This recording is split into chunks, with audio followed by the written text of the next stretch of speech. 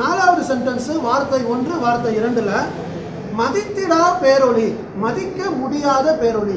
இப்போ நீங்கள் மாணவர்கள்ட்ட கேட்கணும், ஒளினா என்ன? லைட்டு. லைட்டை எப்படி காஜ் பண்ணுவாங்க, லைட்டை எப்படி மெஷர் பண்ணுவாங்க? லக்ஸ் அப்படின்றத வச்சு மெஷர் பண்ணுவாங்க. அந்த லக்ஸ்னா என்ன அதை மாணவர்களுக்கு சொல்லித்தரலாம். ஒளினா என்ன அதை சொல்லித்தரலாம். ஒளியை அளவிடுவது எதற்காக? ஏன்னா நம்ம ஒருத்தங்க இந்த ஒளியை பற்றி நாங்கள் மெடிக்கல் காலேஜில் எதுக்கு சொல்லித்தரோம் அப்படின்னா, ஒரு 100 பேர் வேலை செய்கிற ஒரு ஃபேக்ட்ரியில் இத்தனை லைட் இருக்கணும், அது இவ்வளோ பிரைட்டாக இருக்கணும், இது இருந்தால் தான் கவர்மெண்ட்டு பர்மிஷன் கொடுக்கும்.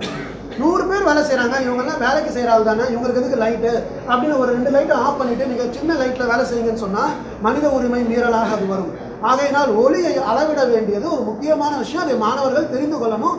லக்ஸ்னா என்ன, இன்டென்சிட்டி ஆஃப் லைட்னா என்ன, இது எல்லாத்தையும் சொல்லிட்டு மதித்திடா பேரோட. அப்போ பையன் கேட்பான், மதித்திடான்னு சொல்கிறாங்களே, நீங்கன்னா மெஷர் பண்ணலான்னு சொன்னீங்களே டாக்டர், லக்ஸ்ன்னு சொல்கிறீங்களே, அப்போ மதிக்க முடியாத பேரொழின்னு சொல்கிறீங்களே, அதுதான் இறைவன். மதிக்க முடியாத பேரொளி, அவனை மட்டும் நீங்கள் மெஷர் பண்ணவே முடியாது. லைட்டை மெஷர் பண்ண முடியும், ஆனால் மெஷர் பண்ண முடியாத லைட்டு தான் இறைவன் அவர் சொல்கிறாரு.